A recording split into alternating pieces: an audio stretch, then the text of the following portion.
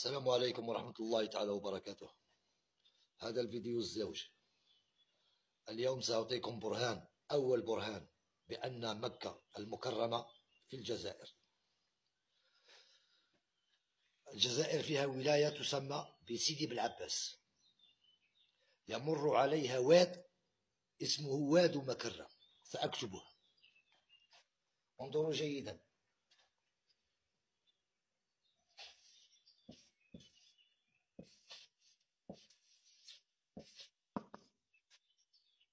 واد مكرة،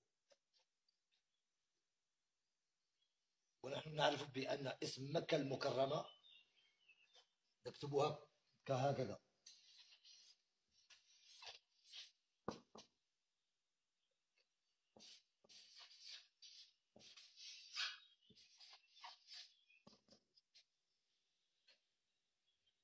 مكة المكرمة.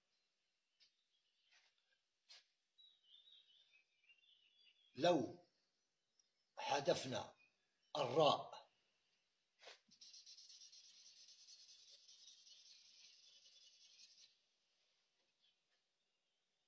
سنقرأها واد مكة،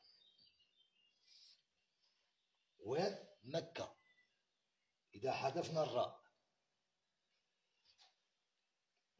مكة المكرمة، ماذا فعل القدماء؟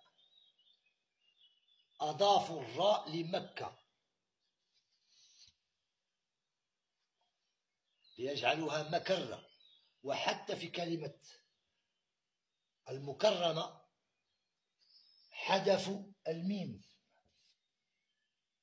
وجعلوها مكرة.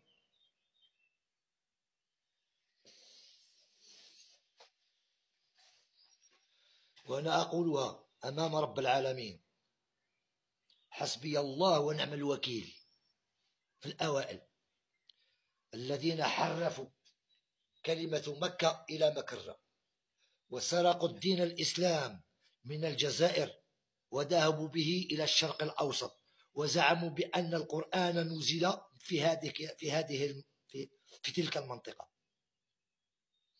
ويل لكم، أين المفر؟ وفي الحلقة القادمة إن شاء الله سترون بأعينكم الجبل فيه اسم مدينة. والسلام عليكم ورحمة الله تعالى وبركاته.